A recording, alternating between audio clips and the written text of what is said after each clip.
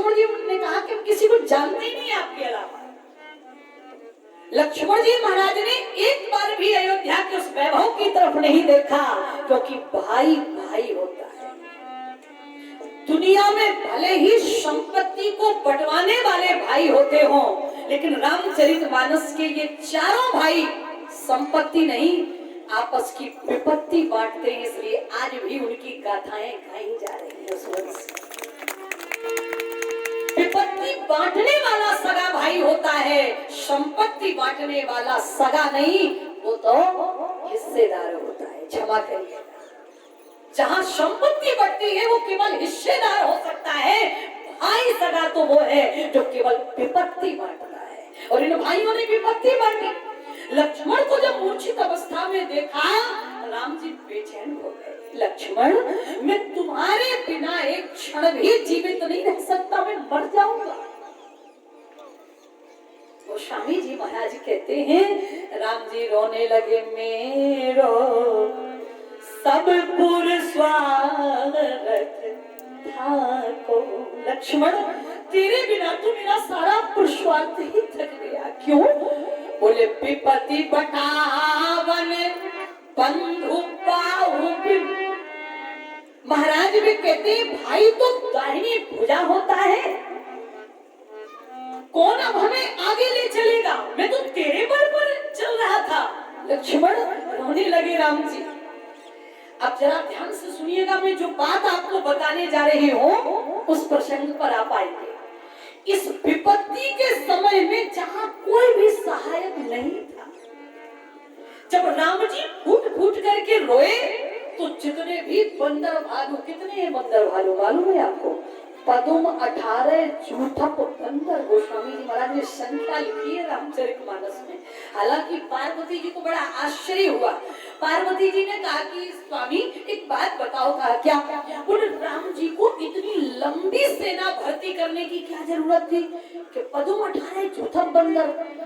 तो शंकर जी बोले कौन सी वेतन देनी थी कि रोटी कपड़ा मकान देना था? तेरी की सेना थी, भर्ती करने में क्या दिक्कत है? भाई आज सरकारें हमारे यहाँ स्थान खाली है, लेकिन जगह नहीं दे पा रही है हमारी सरकार। क्यों नहीं दे पा रही? बोले पैसा नहीं है, वित्त व्यवस्था बिगड़ी हुई है। इसलिए बीएड वाले मर रहे, शिक्षा मित्र वाले महाराज झगड़ रहे, और जहां देखो वहां सारे डिपार्टमेंट क्यों खाली है? क्योंकि सरकार के पास पैसा नहीं है। क्योंकि जिसको नौकरी देंगे उसको वेतन देनी पड़ेगी, उसकी व्यवस्था देखनी पड़ेगी। शंकर जी बोले राम जी को कौन सी रोटी कपड़ा मकान देना था, जिसको बिना वेतन की, बिना रोटी कपड़ा। बंदर को ना रोटी देनी है, बंदर को ना कपड़ा देना है, और ना ही बंदर को मकान देना है। इसलिए राम जी ने सेना भर्ती कर ली। इतनी सेना आज बैठी है, पर राम जी जब रोए और राम जी को जब विपत्ति पड़ी, तो सारे बंदर भालू रो तो रहे हैं, पर आज विपत्ति के समय में कोई भी दो शब्द सांत्वना के देने के लिए तैयार नहीं है। कौन हुआ? कई बार सुना होगा आपने, पूछा गया हनुमान जी का अवतार क्यों हुआ? बोले जब संसार वालों पर संकट पड़ते हैं तो भगवान का अवतार होता है, लेकिन जब भगवान के ऊपर संकट पड़ने लग जाते हैं तो हनुमान का अवतार होता है। कहते महाराज जब भगवान संकट में पड़ते हैं तो कौन सहायक होता है, कौन संकट मोचन? बोले हनुमान जी। हनुमान जी खड़े हो गए, बोले प्रभु आपको रोने की जरूरत नहीं है। का क्यों? बोले अगर रोए तो हमारा जन्म ही बेकार हो जाएगा। मतलब ही क्या निकला हमारे आने का? तो हनुमान देखो ना, मेरा भाई लक्ष्मण मूर्छित अवस्था में पड़ा, मैं इसके बिना नहीं रह सकता। हनुमान जी बोले हम इनको मरने नहीं देंगे, आप रोना बंद करो। क्या करोगे? हनुमान जी बोले जो अब अनुशासन पाओ। क्या करोगे? बोले कै चंद्रमहि निचोड़ चैल जो आन सुधा शिरनामो। जो अब अनुशासन पाओ। हनुमान जी ने कहा बस एक काम कर दो, आप आज्ञा दे दो। बस क्या आज्ञा देनी है? अगर आपकी आज्ञा मिल जाए तो मैं चंद्रमा को कपड़ा कपड़े की भांति निचोड़कर उसमें जो सुना है अमृत है ना, उस अमृत को निकाल कर ले आऊंगा, लक्ष्मण के मुख में डाल दूंगा, लक्ष्मण जीवित हो जाएंगे, आपका रोना बंद हो जाएगा। राम जी बोले हनुमान तुम ऐसा कर सकते हो, लेकिन, और आपको पता है किसी भी बात में लेकिन किंतु चूंकि परंतु लग जाए समझ लो झंझट। राम जी बोले हनुमान ये तुम जो कह रहे हो वो सत्य है, चंद्रमा में अमृत है, और यह भी सत्य है कि चंद्रमा को कपड़े की भांति निचोड़ने की ताकत बल भी तुम में है, लेकिन प्रभु लेकिन क्यों ऐसा तुम करोगे नहीं? हनुमान जी ने कहा क्यों?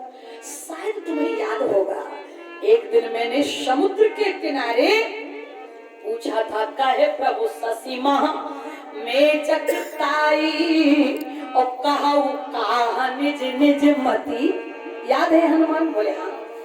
भगवान ने सुग्रीव से पूछा, सुग्रीव तुम बताओ ये चंद्रमा में कालीमा, ये जो काला धब्बा है ये क्यों दिखाई देता है? ये कैसे धब्बा पड़ गया, ये कालीमा क्यों दिखाई दे रही है?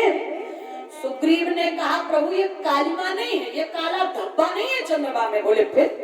बोले कहे सुग्रीव सुनहु रघुराई और शशि महु परी भूम की छाई।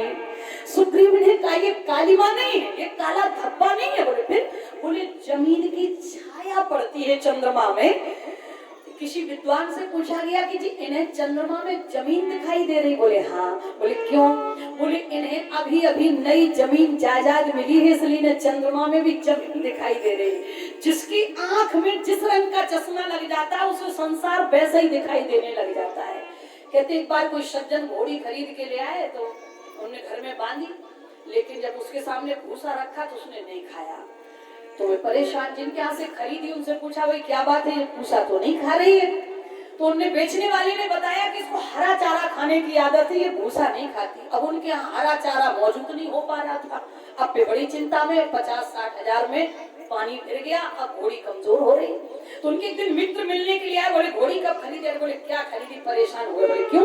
अरे बोले इसे हरा चारा खाने की आदत है और हरा चारा हमारे यहाँ है नहीं। वे बड़े होशियार थे, उन्होंने कहा तुम बड़े पागल हो, एक काम करो हरी पन्नी मंगवा के घोड़ी की आंख में हरे रंग का चश्मा लगवा दो, इसे सफेद भूसा हरा दिखाई देने लगेगा, ये भूसा ही खाने लगेगा, हमारी गारंटी। और उन्होंने वही किया, हरी पन्नी मंगवा के घोड़ी की आंख में हरा पन्नी लगवा के चश्मा बना के लगा दिया। जैसे उसने देखा उसे सफेद भूसा हरा दिखाई देने लगा। बोले जिसकी आंख में जिसकी जैसी दृष्टि वैसी उसकी सृष्टि। इन्हें अभी नई जमीन जायदाद मिली, इसलिए चंद्रमा में भी जमीन। भगवान बोले अच्छा तुम बैठो, विभीषण जी तुम बताओ ये चंद्रमा में कालीमा कैसी? विभीषण जी ने कहा प्रभु ये भूमि की छाया नहीं है। बोले फिर? बोले कहे प्रभु। गोस्वामी जी महाराज ने वर्णन किया, विभीषण जी ने कहा कि प्रभु आपको मालूम नहीं है क्या? हम तुमसे जानना चाहते हैं कि कारण क्या है, ये कालीमा कैसी दिखाई दे रही है? विभीषण जी ने कहा मारे हो राहु शशि कर कोई उर्मा परी श्याम का सोई। मारे हो राहु शशि कर कोई उर्मा परी श्याम का सोई। विभीषण जी ने कहा प्रभु ये कालीमा नहीं है। बोले फिर? बोले राहु ने चंद्रमा की छाती पर लात का प्रहार कर दिया, सो बेचारे की छाती में वो लात का नीला निशान दिखाई दे रहा है, ना कि कोई कालीमा। ये लात की बात क्यों कर रहे हैं? क्योंकि अभी अभी बड़े भैया रावण की ताजी लात खा के चले आए। ऐसे कहे कीन से चरण प्रहारा ओ अनुज गए पद बारहिंगो। सो इन्हें दिन रात सबकी छाती में वो लात का निशान ही दिखाई दे रहा। चंद्रमा की छाती में भी लात ही का निशान। भगवान बोले तुम बैठो। अंगद तुम बताओ ये चंद्रमा में कालीमा कैसी है? अंगद ने कहा प्रभु जब ब्रह्मा जी कामदेव की रचना करने लगे तो सुंदरता के खजाने से सारी सुंदरता निकालकर ब्रह्मा जी ने कामदेव को प्रदान कर दी।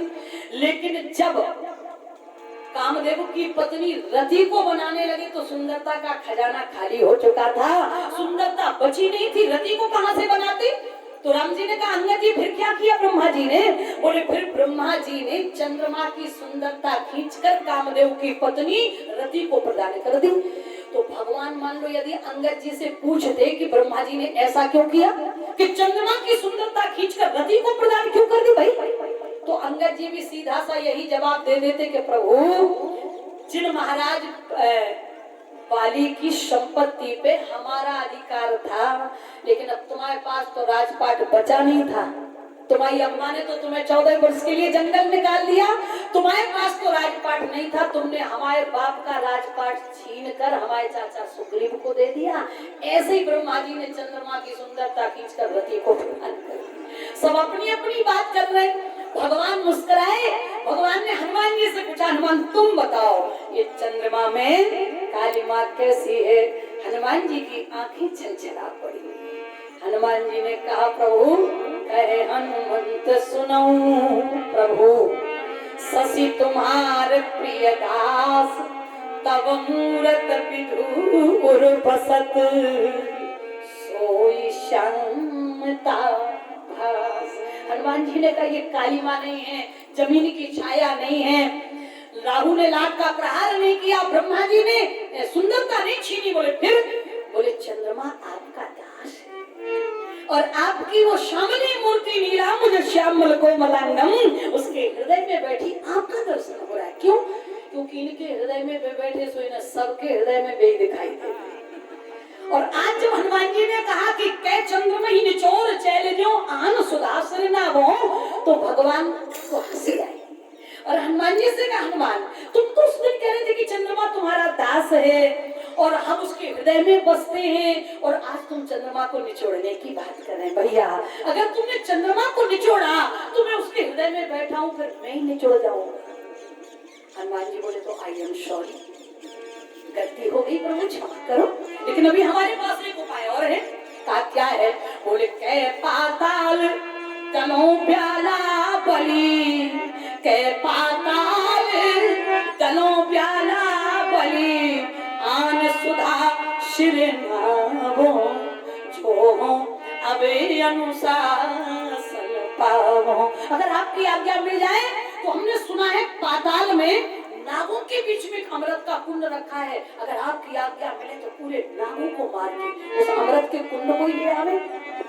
अभी तो लक्ष्मण जी मूर्छित हुए, युद्ध में पता नहीं कितने मरेंगे, सबको पिला दिया करेंगे, कुंड ही ले आएंगे हम। भगवान बोले हनुमान तुम ऐसा कर सकते हो, लेकिन एक नाग को जिलाने के लिए अगर पूरे उसकी परिवार को ही विश्राम कर दिया जाए, यदि पूरे परिवार को ही समाप्त कर दिया जाए तो उस नाग को जिलाने से क्या फायदा? क्योंकि जो भगवान की गोद में लेटा है वो कौन है? शेष सहस्त्र शीश जग कारण, शेष सहस्त्र शीश जग कारण,